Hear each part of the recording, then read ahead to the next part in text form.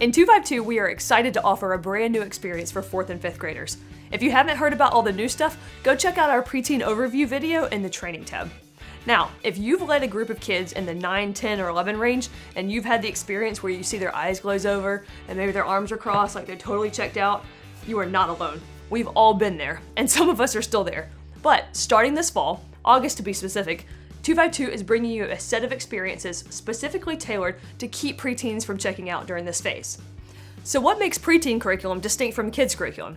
Well, the big thing you'll notice is that instead of a bottom line each week, preteens are going to be given a key question that gets set up in large group and then wrestled with in small group. Activities are still integral to the structure of small group time, but they're going to be more group directed and often facilitated in part by where the kids want to go with the content. So here are 3 tips to help you be an awesome small group leader of preteens. First, let them lead. Let them figure out what to think. Think of yourself more as a mentor and less as a teacher. Your goal is to facilitate the activity and the discussion in order to guide your few as they wrestle with the tension of the Bible story or the biblical principle of the day. Many of our activities are geared toward giving the group a structure and framework for unpacking the story and the application without telling kids exactly what they should go and do. Your goal as their small group leader is to get them to come to their own conclusions about what the content means in their lives. Secondly, you need to get comfortable with what you may feel like are awkward silences. In the preteen curriculum, we're asking kids to do more of the critical thinking themselves. But at this age, they still need a bit more time to process.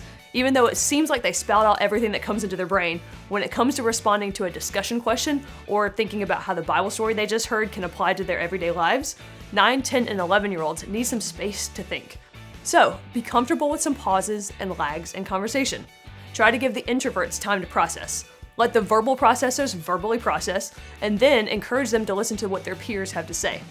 And if you end up with a silence so long that you're sure they forgot what you just said, you might need to give them a starting point. If you just ask a question, answer it for yourself. Or maybe you're waiting for them to write down some ways that they can be good friends, so tell them about one of your friends. Now, we all know kids in this phase sometimes talk too much. Actually, every kid in every phase sometimes talks too much. So, number 3, be willing to chase the rabbits. Some days it'll seem like your group will never again be on topic, or even get through an activity, much less 4 of them. But on those days, let them chase some rabbits. In this phase, kids' brains are changing and growing so rapidly that sometimes it seems like they can't keep a single thought in their heads for more than a minute. So listen to where the rabbit trails go. Keep an ear out for when you can grab one of those trails and bring it back to the topic at hand, but don't fight the rabbit trails too hard. Sound easy enough? Hopefully. We think that if you do these 3 things, you'll be well on your way to becoming an awesome preteen small group leader.